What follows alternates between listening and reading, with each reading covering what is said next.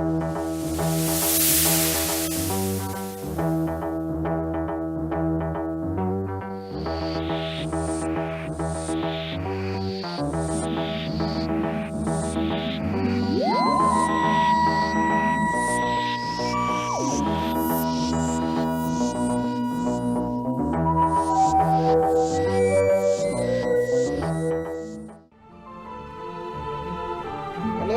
Doctor Who fans, and welcome to my latest Doctor Who review, where I review the seventh William Hartnell story, The Sensorites. So, the basic plot of The Sensorites.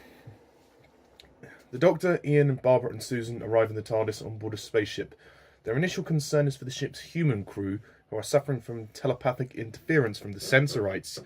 But Susan communicates with the Sensorites and finds the aliens fear an attack by the humans and are just defending themselves.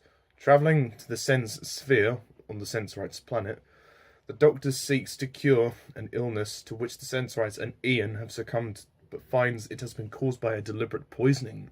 The political manoeuvring of the Sensorite city administrator poses another threat to the TARDIS crew as he seeks to discredit and implicate them. So, the Sensorites. First of all, I also want to apologise for the delay with this review. I wanted to take a little break from the Doctor Who reviews and review other things. Otherwise it's just constant Doctor Who, Doctor Who. You need to kind of, I need to balance it out a bit. There's no rush to get these done anyway. But yeah, the Sensorites. I was disappointed with this one. Yep, it's pretty rubbish. I mean, I don't really know what to expect. I mean, this story, it's a shame because I think it had potential, but it winds up being a creative mess. I mean, the writing is terrible, the dialogue is terrible. I mean, I just didn't give a shit about this story. I mean, okay, there were some interesting concepts and ideas, and there were some suspenseful moments, and some good performances, but other than that, nothing.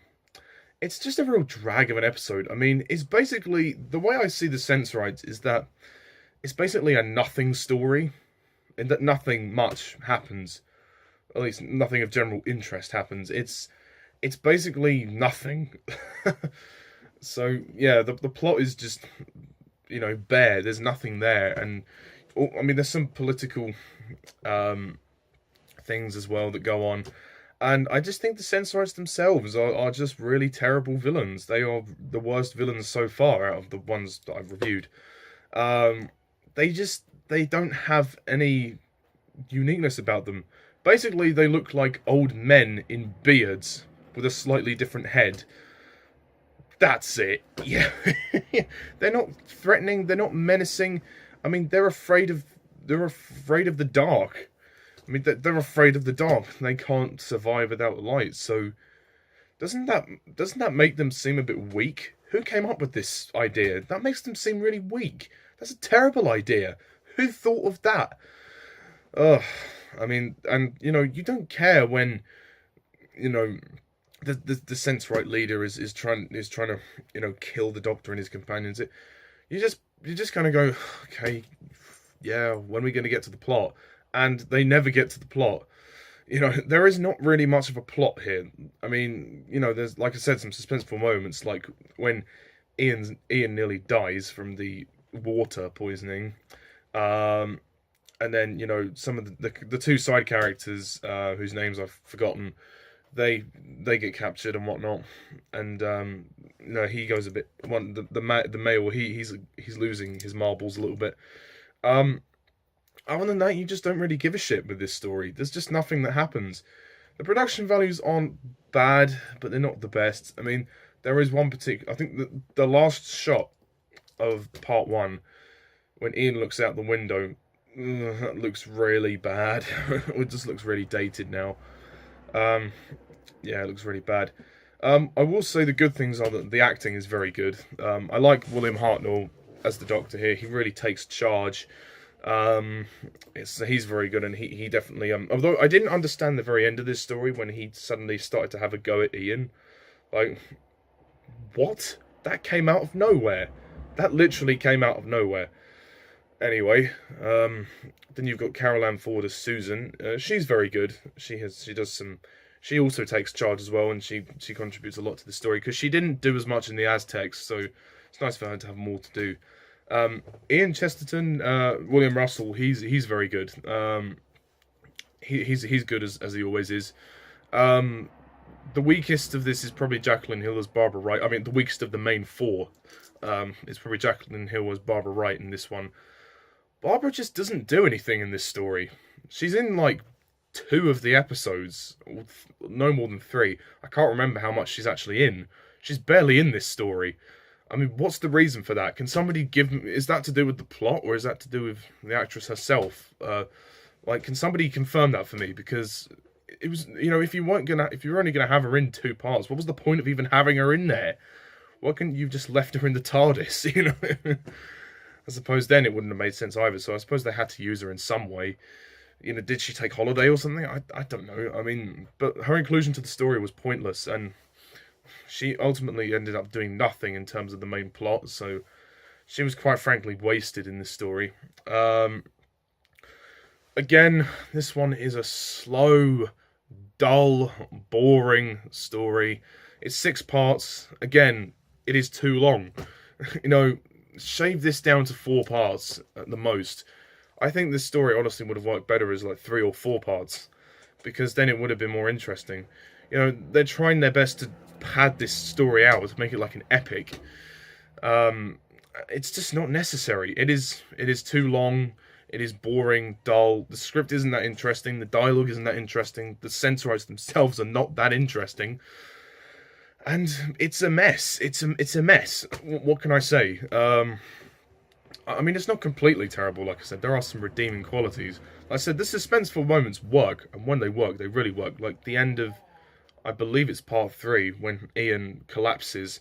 That's very tense. And when they go down to the aqueduct and they go into the lair of the Sensorites, those they look very good, those scenes, from a technical standpoint. I still think the direction is very rusty as well. The director, Mervyn Pinfield and Frank Cox, the directors, they're just kind of struggling to stitch this together. It lacks intrigue, it lacks intensity, it lacks the drama that you're looking for. It's just basically nothing. Like it's just a couple of events of the story that happen. It almost feels like you could have easily removed this story from the series and it wouldn't have made much difference. And also the ending is very weird when the Doctor has a sudden change of heart towards Ian. And also those not the cavemen, those people who have been sort of invaded by the Sensorites. Those 2 people at the very end in part 6. They do nothing, and then one of them dies. Why were they in it? That it wasn't relevant whatsoever. It's a very shoddy story. It becomes very sluggish at points. You start to feel really bored by it. I mean, I watched this in 2 hits, which helped. I mean, it is definitely one of the weakest of this series. I don't know if it's the weakest, but it's down there. After a pretty good story, which is the Aztecs, this just falls really short. I mean, there's not even any decent action that's entertaining. There's no sense of tension other than the couple of suspense moments, and also the voices for the Sensorites are terrible. One of them sounds really camp, the other one just sounds really old, and the other one, the main villain, he's just really angry all the time. There's no impact. There's no impact from it whatsoever. Not even the production design can save this. The music, when it's there, is okay, I guess, but ultimately, it's a complete waste of potential, and it's just so forgettable. Like I said, it's a complete waste of potential, and it's just so forgettable. So, for that reason, I'm going to give the Sensorites 4 out of 10.